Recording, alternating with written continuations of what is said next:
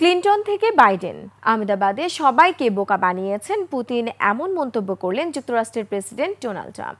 পুতিনকে কড়া বার্তা দিয়ে বলেন 50 দিনের মধ্যে যুদ্ধবিরতি কার্যকরে পদক্ষেপ না নিলে রাশিয়ার উপর সেকেন্ডারি শুল্ক আরোপ করা হবে। সেই শাস্তির আওতায় পড়বে রাশিয়াকে সাহায্য করে ন্যাটোর অন্যান্য দেশগুলো। বিস্তারিত আফসানা নীলার ডেস্ক রিপোর্টে।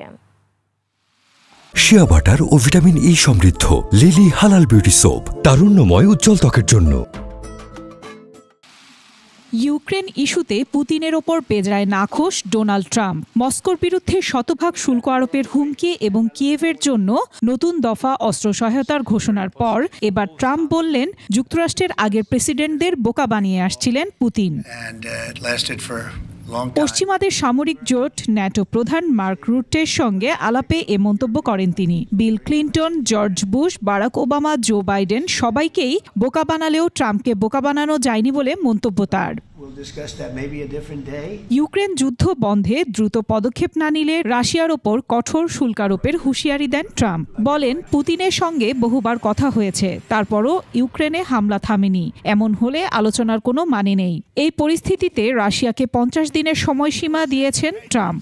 জানিয়েছেন এ সময়ের মধ্যে যুদ্ধবিরতি চুক্তি না হলে মস্কোর ওপর সেকেন্ডারি ট্যারিফ আরোপ করা হবে। রাশিয়ার সঙ্গে যারা বাণিজ্য করবে তারাও এই শাস্তির আওতায় পড়বে।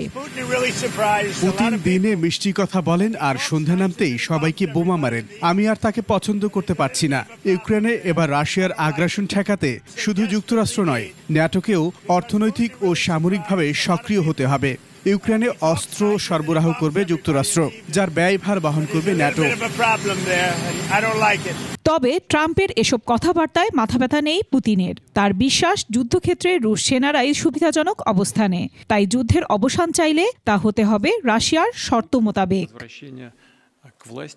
আফসানা নীলা, ডেস্ক রিপোর্ট, 21 টেলিভিশন।